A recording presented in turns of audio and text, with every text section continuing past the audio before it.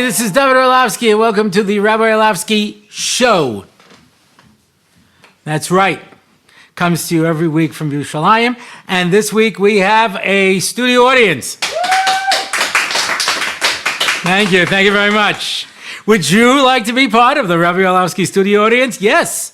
Just get on a plane and fly to Eretz Yisrael and travel to Yerushalayim and come to my home, and you can sit here too.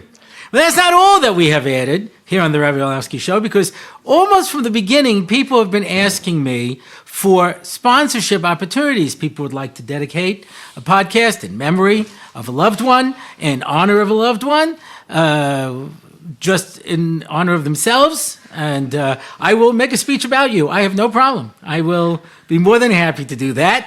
And in fact, I have my father's yard site, my mother's yard site coming up. But you could take that podcast anyway. I don't really care. Because I'll tell you a story. It's a true story. It's a true story. My father,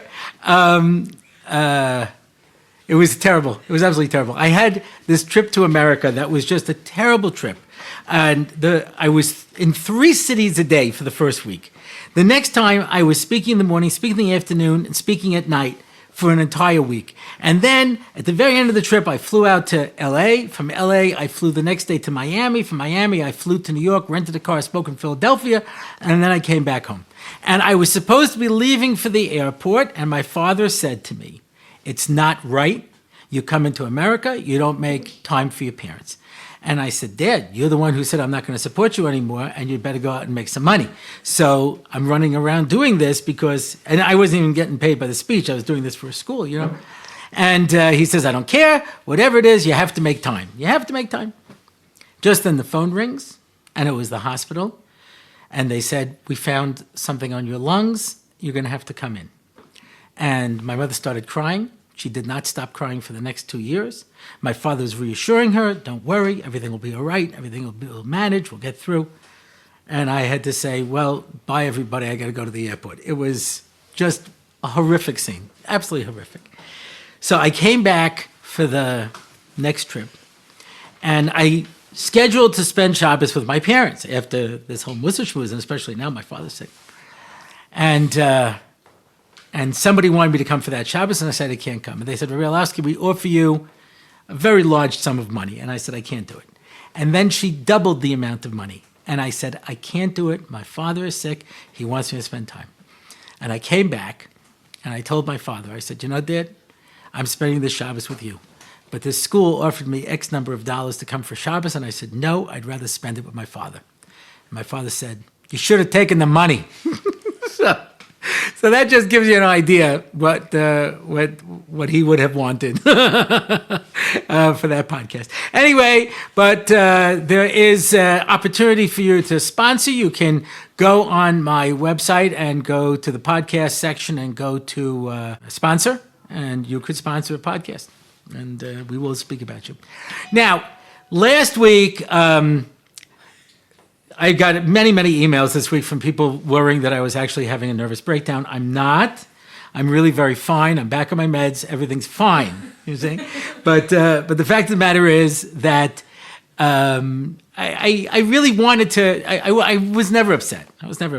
I wanted to be able to bring out different things. And I think the most amazing thing, there were a lot of people who commented. And one person said, "I'm looking forward to get your mother's brisket recipe."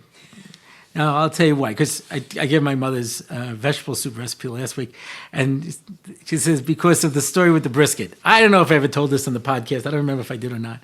But my father hated waste. He grew up in the Depression. Wasting was the worst thing you could possibly do. So whoever made this comment had obviously heard me tell this story before. So, but my family wouldn't eat leftovers. It was an amazing thing. You can't waste, but you wouldn't eat leftovers. So my mother would make a first-cut brisket every Shabbos, and whatever was left, so sometimes she'd make it into a goulash, sometimes she would do things with it. A lot of times, throw it away, but my father would go crazy. So my mother would put it into a plastic bag and stick it into another bag of garbage and have me take it out to the garbage can and stick it on the bottom of the garbage can. And I did this for years.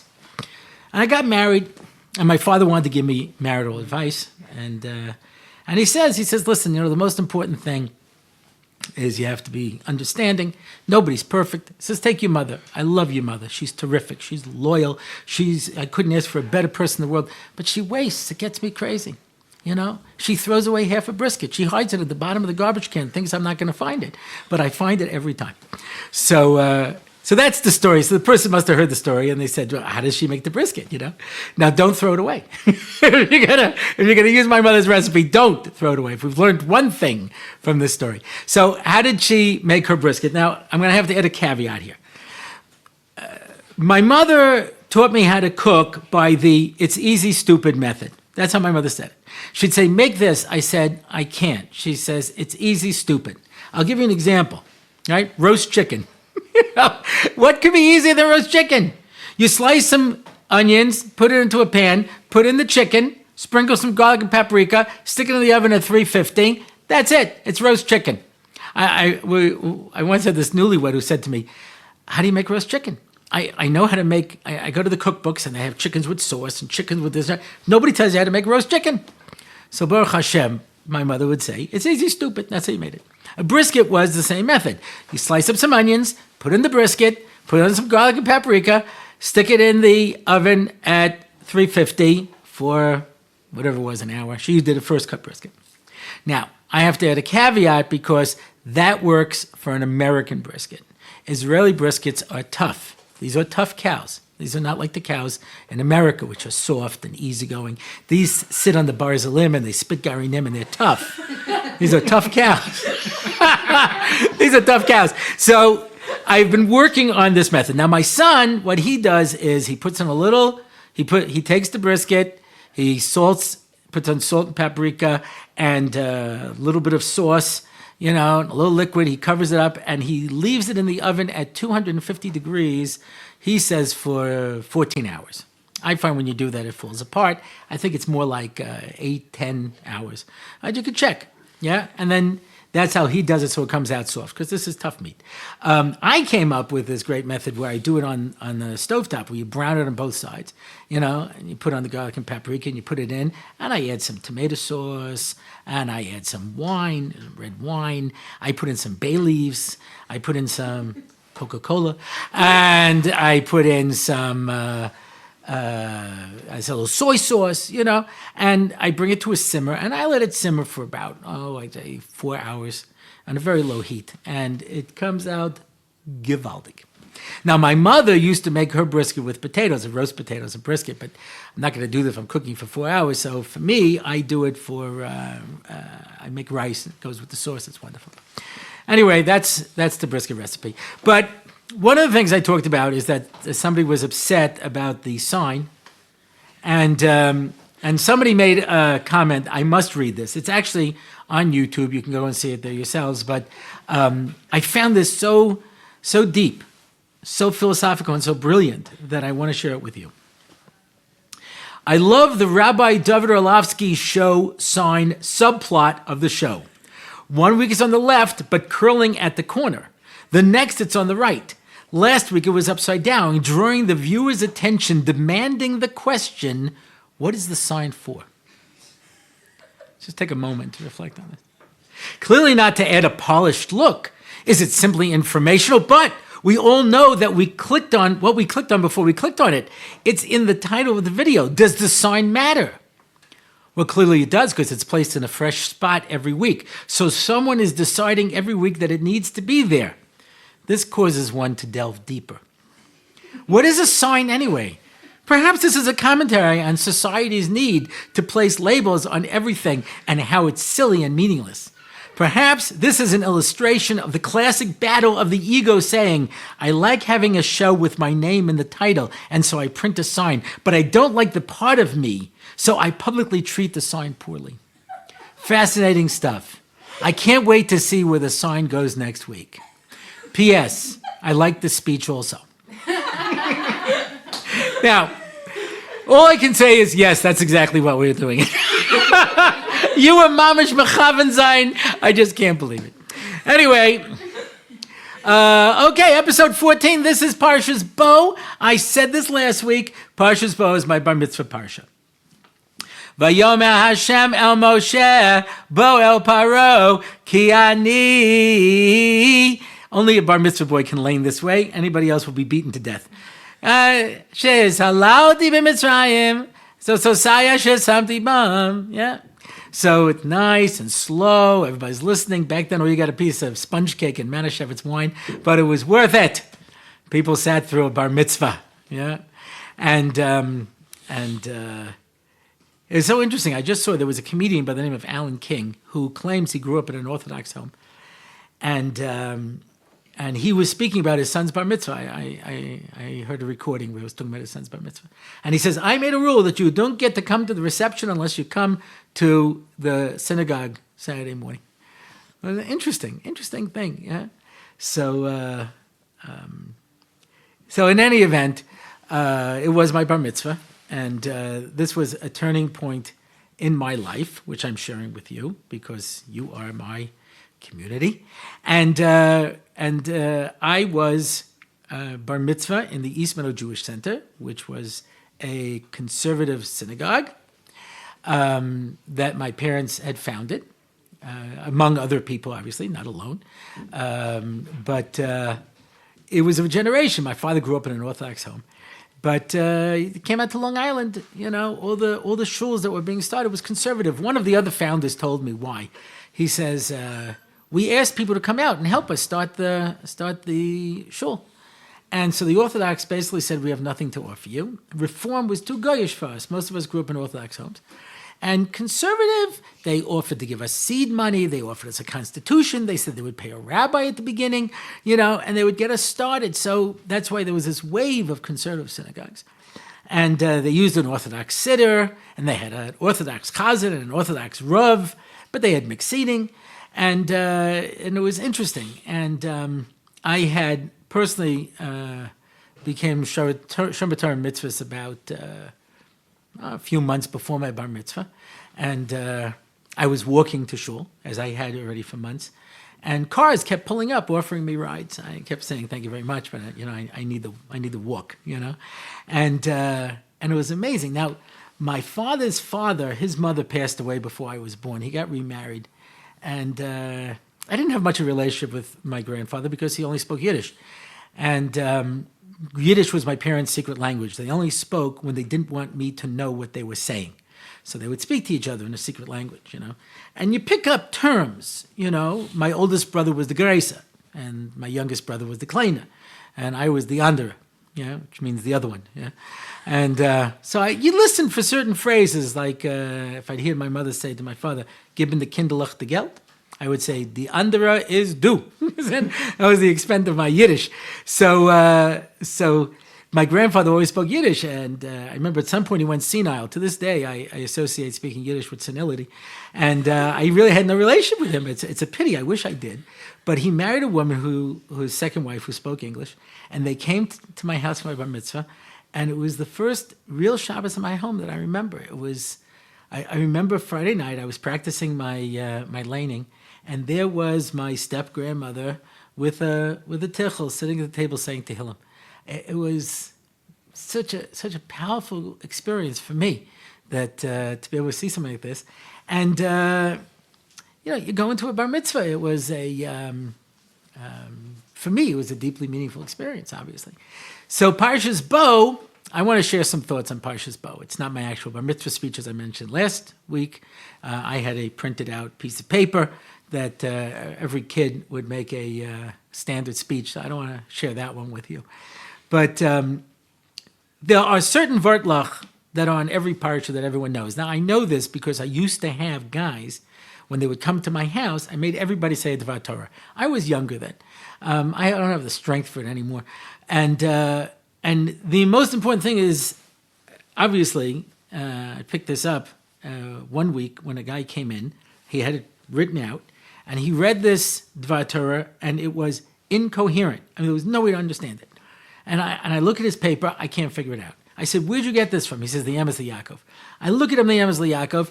It's about 3 lines. It's all Meir Makomos and Rashi Tevos. I'm looking it up. I'm trying to figure out what he's talking about. I said, "Why would you choose this one?" And he said, "It's the shortest.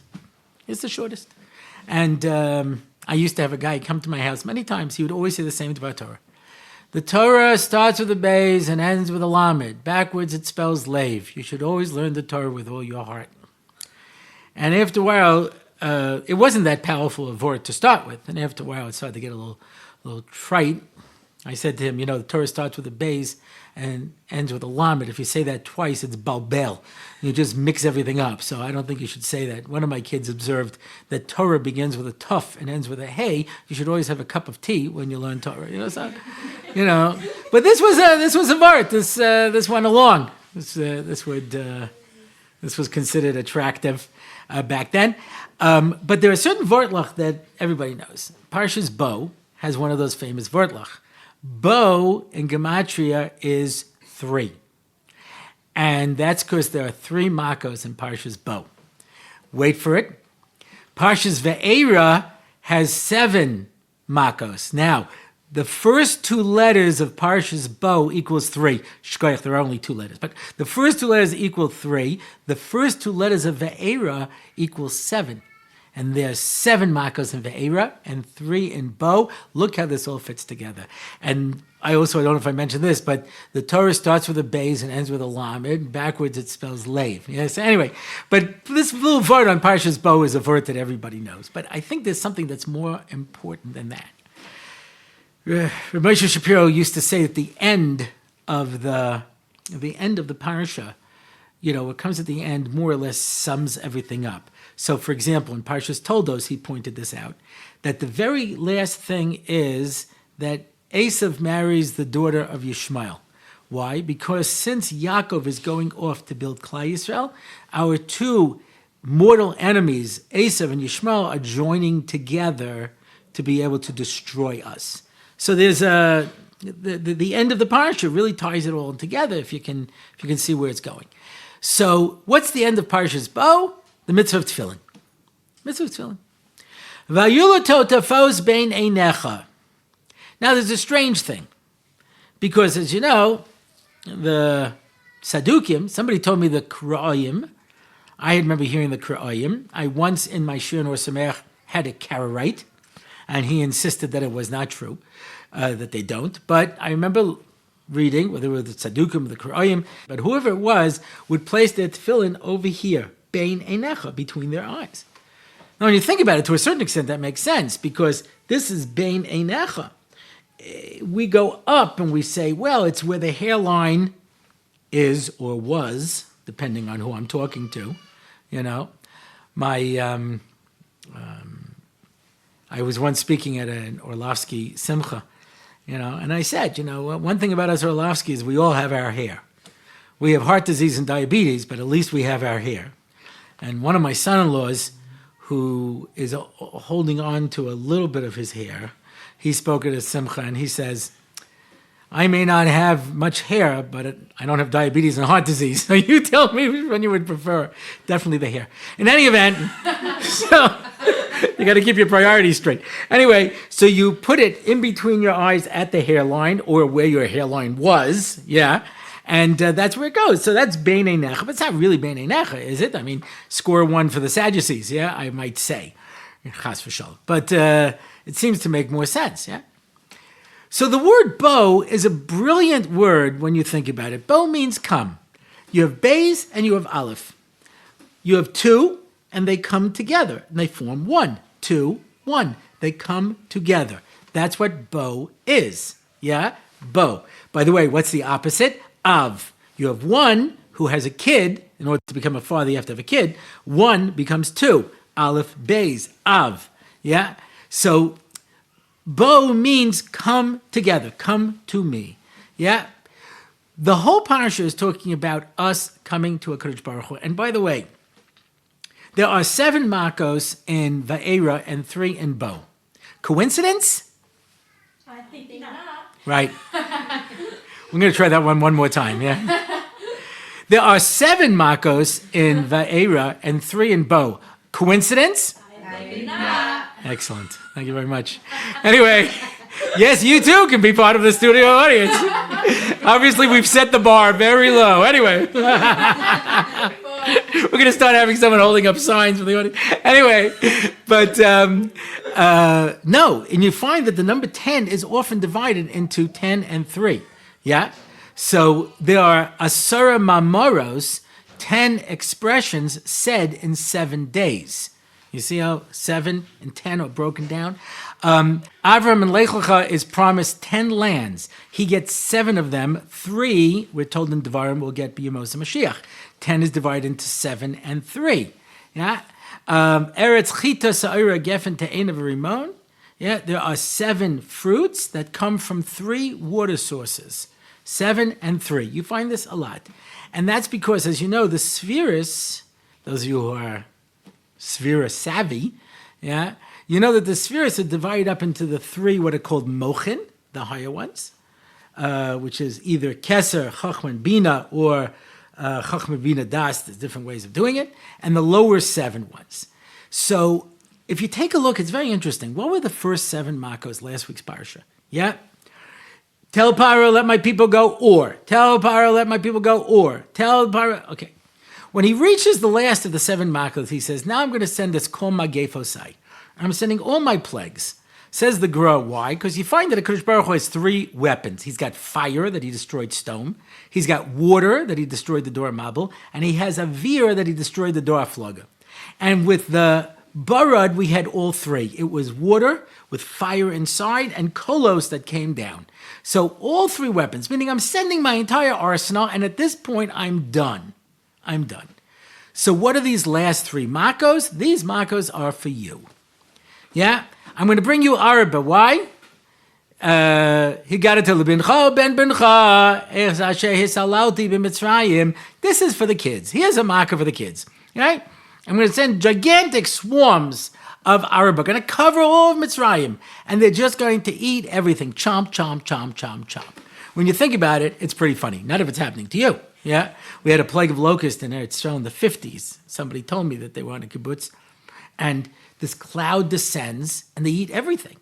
I said, why don't you swat it? He says, swat it, there's a gazillion of them. What are you supposed to do with them?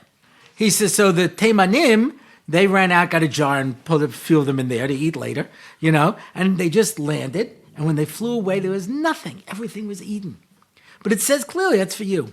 Why was there Makas Choshech, says Rashi? Either to kill the bad Jews who couldn't come out, or so we could find where they hid all their treasures. The fact that the Mitzrim were punished was almost, incidental. And of course, Makas Becharos, that was the one that was for us to make a difference between us and the Mitzrim, and that's why HaKadosh Baruch Hu says many times, every Bechor belongs to me, etc. Yeah. So these last 3 makos are specifically for Klal Yisrael. Bo, come together. This is me and you. Yitzias Mitzrayim. We're walking out together. Bein Einecha. There's a fascinating thing. You don't see over here. You think you see over here. You don't. You see over here. The optic nerve is in the back. That's where you put the knot of the tefillin. What you see with your eyes, if you remember this from science class, are 2 pictures upside down and reversed. Your brain has to take those 2 pictures, combine them, turn it right side up, and it does that over here. That's why when someone gets hit in the back of the head, they have trouble seeing, which seems a little counterintuitive. You can get hit in the back of the head. But it's because you really see over there. It goes from the eyes to the back of your head through, if I recall correctly, ganglia, if I remember. And they crisscross right over here. This is Bein Einecha. Nothing with sight takes place over here, but the 2 images from your eyes cross over here. That's Bein Einecha, and go straight back here where you actually see, where you put the tefillin and the knot of the tefillin. It's your 2 eyes that become one. It's Bo. It's the idea of combining.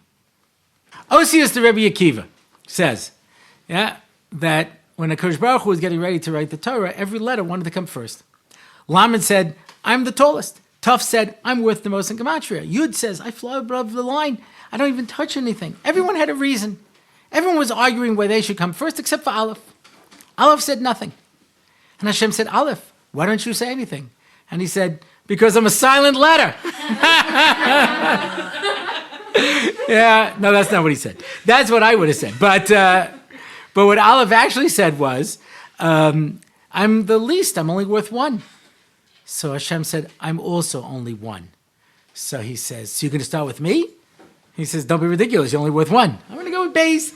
Beis is the letter of bracha. Yeah. But I'm going to save you for the Aseret Dibros. Do you see what happens? From the creation of the world till the receiving of the Torah on Har Sinai, which, as you know, last week's parsha from the Dad L'Shanos of Geula, the fourth one is, I'm going to go to Har Sinai and give you the Torah. That's the end of the Yetzias Mitzrayim process. When Moshe first asked HaKadosh Baruch Hu, why am I taking them out of Egypt? He said, so you'll come to this mountain, I'll give the Torah. So this was something that was already understood at that point. Yeah. So the entire base of creation, the entire process is leading up to the Aleph of Anochi Hashem Elokecha. The base becomes an Aleph. That's base. Right? That's Aleph. That's Bo. That's the two that become one. And so when we say Bein Einech at the end of the parasha, the two things that you see in your eyes become one. They're joined together into one picture. Yeah, that is the essence of Bo, of two becoming one. So this week, where we have the actual story of Yetzias Mitzrayim, and we go out and we begin that journey. So it's the story of us and HaKadosh Baruch Hu becoming one, to the point that when we come to Har Sinai, there are hundreds of chazal that compare it to a wedding. An ish and an isha becoming guf echad, us and HaKadosh Baruch Hu joining together.